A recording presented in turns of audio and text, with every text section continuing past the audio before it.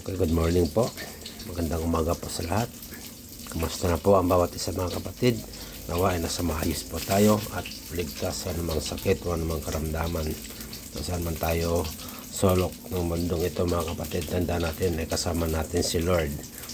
Okay po, ngayon po ang devotion po natin ay pinamagatan natin na tinawag upang maging pagpapala.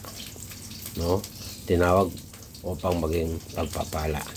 Ayon po sa Genesis chapter 22 verse 1 and 2 na kung saan sinubukan ng Diyos si Abraham kung gaano katatag ang kanyang pananampalataya. Okay po, sabi po dito sa 1, dumating ang panahon na sinubukan ng Diyos si Abraham. Tinawag niya at sumagot siya. Pagkatapos sinabi niya, dalhin mo ang kaisa-isa mong anak na minamahal na si Isaac at pumunta kayo sa lupain ng Moria.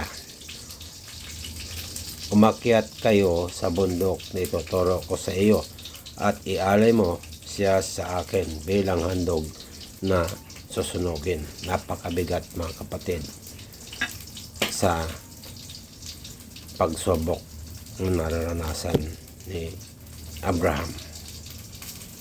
Ikaw, tayong lahat ay dumaranas sa iba't ibang kabigatan sa ating buhay, sa iba't ibang mga pagsubok.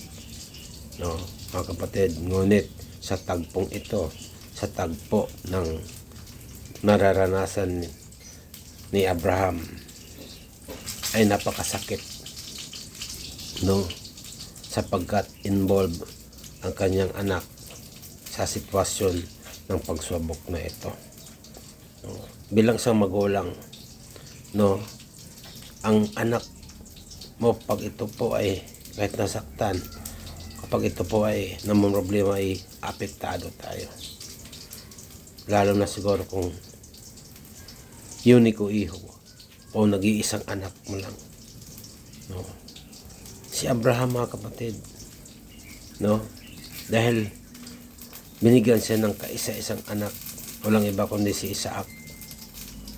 No? Hindi siya nag-alinlangan. Hindi siya nagdududa sa Diyos. Bakit? Dahil alam niya na nagmumula tayo sa Diyos. Dahil alam niya na ang Diyos ang siyang nagmamay-ari sa atin. Bagamat na ipinangako ng Diyos si Isaac na siya'y magdadala ng lahi ni Abraham. Mga kapatid, ngunit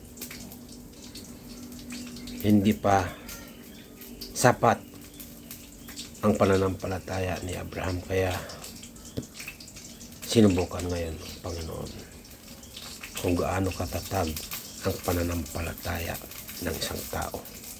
Ang Diyos ay hindi po natin kaisip, no? Hindi po natin kalibel. Iba ang kanyang pananaw kaysa sa atin. No? Tinawag ng Diyos si Abraham upang sumunod sa isang mabigat na utos. Sadyang may tinawag upang maglingkod sa pamamagitan na mahirap na tungkulin. Hindi kasi natin katulad ang kaisipan ng Diyos. Iba ang kanyang pamamaraan. Kapatid, alam ko na mayroon kang kabigatan sa buhay. Alam ko na mayroon kang nararanasan sa oras na ito. Si Abraham at ikaw o ako ay isang tao lamang na dumaranas ng iba't ibang mga suliranin, iba't ibang mga pagsubok.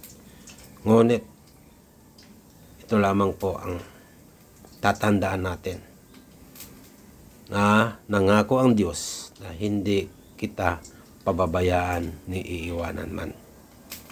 Di po ba? Ngunit huwag mong ipagkait ang nais ng Diyos sa iyo. No? Ano man ang nararanasan mo kapatid, maniwala ka na hindi ka papabayaan ng Lord. No? Sapagkat ang Diyos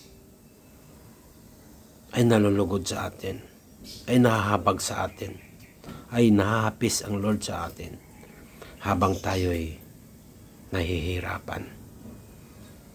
Pagamat na nandyan ang mga suliranin, tandaan natin, kasama at kaakibat ito sa buhay natin. Habang buhay tayo, ay nararanasan natin ang kahirapan. Pero dahil sa ating pagsunod sa Diyos na buhay, sa Diyos na lumikha ng langit at ng lupa at lumikha sa iyo, dapat magpasakop tayo sa Kanya ng buong puso. Mga kapatid, ang nais lamang ng Diyos sa atin, mananampalataya ka na may magagawa ang Diyos sa iyong buhay. Okay po, salamat po sa umagang ito. Nawa ay meron po tayong naintindihan at natutunan sa ating mensahe sa umagang ito. No, nais ng Panginoon, kapatid, buo ang iyong pananalig sa Kanya. No, anuman ang sakit, anumang karamdaman, maniwala ka sa pamamagitan ng prayer ay gagaling ka.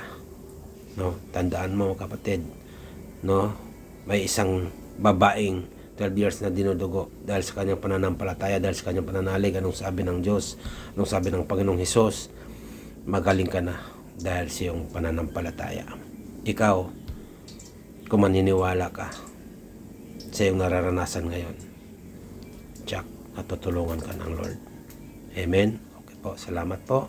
No, patuloy lamang po tayo bye-bye at suportahan ng ating debosyon, ang ating gawain. No, mga kapatid, salamat po. God bless.